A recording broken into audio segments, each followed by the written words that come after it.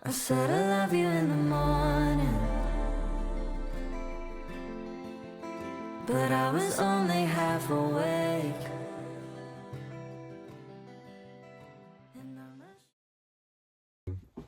The making of I Said I Love You in the Morning.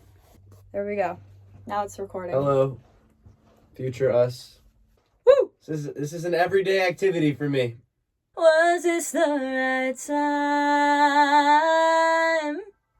Was this the right time? I loved it, so you have to do one more. Oh. Nope, that's it. Good job. That last one was good. Voice crack.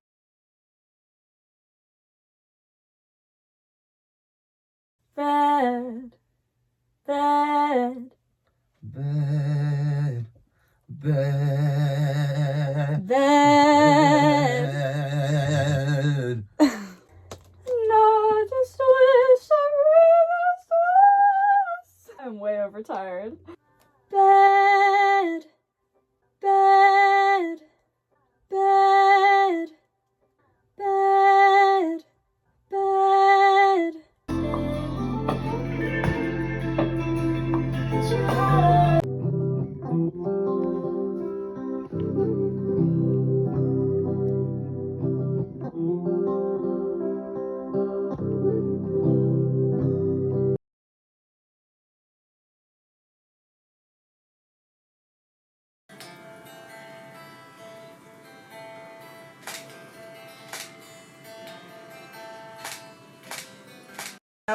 I like the light in the back. It's like symbolic and it's like cool. Yeah. And I like how there's like different dimensions again.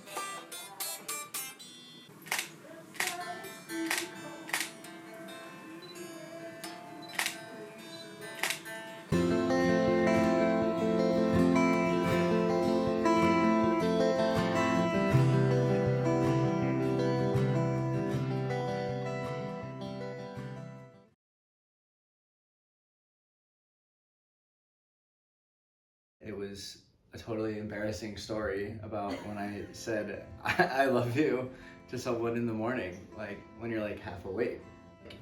You kind of said it when you didn't mean to, and it's like, you know how it's usually like if someone catches you off guard. Yeah. You know how it's usually. But it was like if someone catches you off guard by it was saying a first that, time thing, so it was like. it was, but like it's reversed. Like usually it's like awkward if someone says it to you and you don't know how to take it, but like it's even more complicated when you're like, I just accidentally said it and I don't know how to take it. Yeah. That was what inspired it, but Yeah. I mean, what inspired it really was Lily bugging me to songwrite. It was back in early 2021. We started doing Zoom writes because we were doing, well, he was doing sophomore year from home, I was doing freshman year from home for college, and we had barely been friends yet. I think I texted him with an idea. I was like, hey, I knew he was looking to record. I was like, do you like this idea I came up with? And then from there, we started doing a bunch of songs over Zoom, and that kind of became our way of communicating a lot. That was COVID. Yeah. So it was literally just and Zoom after Zoom after Zoom. Yeah, and this was our favorite idea because we had never done like a concept song before. Over COVID, I thought she was awesome, and then I met her in person, and I was and then I realized she was even more awesome, and we like had to write the song. We had to put it out. Was that the right Yeah. Was that the true story? Yeah. And what actually happened? How did we write this song? I don't remember. We were just on a Zoom session one day. It was spring 2021, and we were looking through old lyric ideas that you had, and because he was so organized, he keeps all of his lyrics in the same place. Not me though, mine are scattered everywhere. He had an idea for saying I love you and then not knowing if the person quite heard it or not, like, and it was a first time thing and it was really strange and it was kind of reflective, and so I was like, okay, I think we can take that and do something really cool with it. It took a couple days, I think. I know like way later we went back and like fixed a bunch of the song. Yeah, What parts of it did we change? Was it like I the think the second verse? bridge. The bridge. We changed the bridge. We didn't go back till years later because we just kind of had a lot going on. The two of us, separately, the two of us. Yeah. And eventually we were like, okay, like, we do need to collab because we had been thinking about doing that for a long time, and then we finally came around to it. So.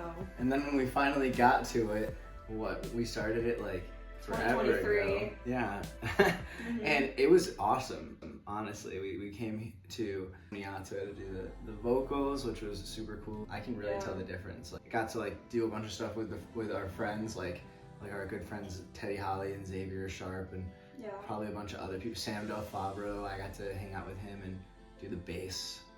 The actual producing of it was a really good process too. And then I'm that was something that you were like, I'm gonna tackle this. I'm gonna take the reins. And I was like, I think that's great because you hadn't really done that besides stuff for yourself. And you said you wanted to get more into producing. So and then I decided to be on the song anyways, so it's, I'm selfish. No, I think I early on actually have evidence of me wanting it to be a duet type song because I thought the way we wrote it, it would work really well that way.